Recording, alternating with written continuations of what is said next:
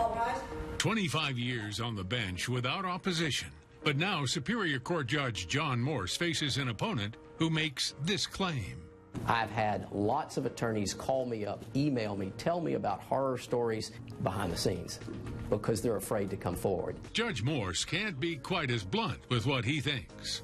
In the office that I'm in, to some extent, I got maybe one hand tied behind my back. But tonight, we get into the race for Chatham County Superior Court Judge. To say that I don't work, it's almost a personal insult. Some people might be offended by things I say, but I've always been one to tell it like it is. He toyed with running for mayor, but decided he could do more good from the outside than the inside. What I don't like about government, it just moves too slow for me. In an exclusive interview, O.C. Welch talks about what's on his mind now. Squares are beautiful, but it's the other places. It's where the tourists don't go. It's where taxpayers go. All ahead on WTOC Prime. It's Yamacraw versus Ardsley Park for Superior Court Judge of Chatham County. From humble beginnings, Judge John Morse climbed the ladder to a spot on the bench where he served without opposition for more than 20 years. A story straight from the pages of the American dream. But challenger Peter Muller says that dream isn't enough anymore. All rise. For more than 20 years, Judge John Morse has been one of 6 judges presiding over the Superior Court of Chatham County. Superior Court of Chatham County is now in session. The Honorable John E. Morse presiding. Be seated and quiet. He was the youngest state court judge and first African-American in that position, appointed by Governor Zell Miller. He's won election without opposition for 5 full terms. My name's Peter Muller. I'm running for Superior Court Judge. This year, that all changed. I'm running against a judge who got a political appointment 25 years ago, and he's never had to face any opposition, and it shows. Peter Muller is an attorney in private practice. He suggests that Judge Morse's years on the bench are a negative. I think, frankly, it's complacency on his part. He's been on the bench for almost 25 years. He proudly proclaims as being the second longest sitting judge in Chatham County. I look at that, frankly, as part of the problem, because he's lost touch with the citizens. He's lost touch with what it's like to practice law and to represent real people. The centerpiece of Muller's argument is his contention that Morse's court has produced a backlog of unsettled cases. There are cases that have been sitting on Judge Morse's desk for years even. So I realize, I'm not naive, I realize that there are complications. I realize that there's a high number of felony cases in Savannah. But the fact is, there's plenty of time for the other judges to get their rulings put out in a reasonable period of time. Judge Morse is notorious among the lawyers in town and among the parties who've been before him for taking much longer than other people to turn out rulings in these other cases. But Judge Morse disputes Muller's contention and the notion that he's not working hard enough. To say that I don't work, it's almost a personal insult, but I'm not taking it in a particular nature. Last year, close to 10,000 matters filed for 6 people, so that's close to what? About 2,000 almost, or 1,500 apiece that you've got to deal with, and that was just civil. That doesn't include the criminal. It comes in a whole lot faster than it can go out.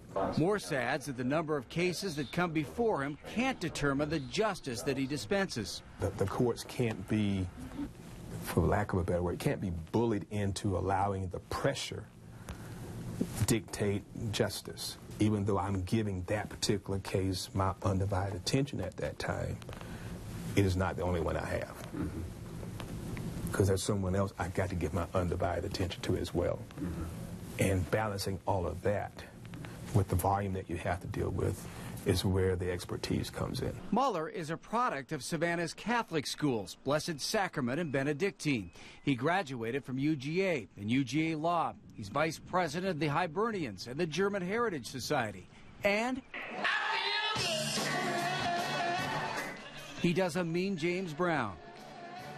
Morse was the first and only African-American in his class at Country Day School, where he transferred at his mom's insistence when things got rough in the Savannah public schools.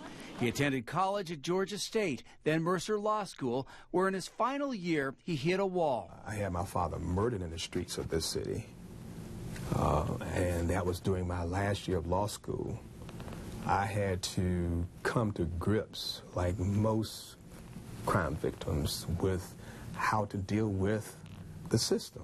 Because of that situation, I've dedicated my whole legal career to public service to make sure that I could be of service to this particular system, to make sure that it is a system of fairness. It says hallelujah. Come on, you clap your hands with me. On Sundays, Judge Morse pastors at the Pleasant Grove AME Church in Hinesville. He says that experience complements his work on the bench. That's a calling. I'm in a vocation when it comes to being on the bench, but ministry is a calling. It helps to deal with the position because being in ministry, you're required to be so objective. You can't be judgmental. That's the nature of pastoring, is not being judgmental. You have to accept people as they are. But his opponent takes the same information and reaches a completely different conclusion. Judge Morse is a full-time pastor at a church in another county, and I think that probably interferes. Muller also cites the uncomfortable position he's in as a lawyer taking on a judge who he has to argue in front of. The attorneys in town are ecstatic that Judge Morse is facing opposition. I've had lots of attorneys call me up, email me, tell me about horror stories, tell me what their relationship has been like over the years, and give me incredible words of encouragement behind the scenes because they're afraid to come forward. And that's the shame of it, because this really is the only type of election where the person who is challenging the incumbent has their lives controlled by the incumbent because we have to appear in front of him. But not only that, the people who have the most knowledge throughout the entire county, the other attorneys who have to appear in front of him, are afraid to come forward. But if Judge Morse is in fact striking fear, he appears not to know it. My family and I, we pretty much have regulated our lives on a 4-year cycle. Other than the purchase of my home, I have not made any major decisions about things other than on a 4-year term because that is the reality of what I signed up for.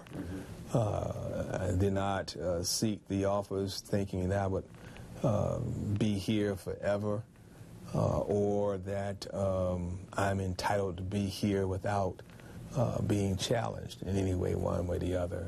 That's anyone's constitutional right, and it's the democratic process. Early voting's already begun in the race with the election slated for May 24th. They are vying for a position that pays $190,000 a year. When we come right back.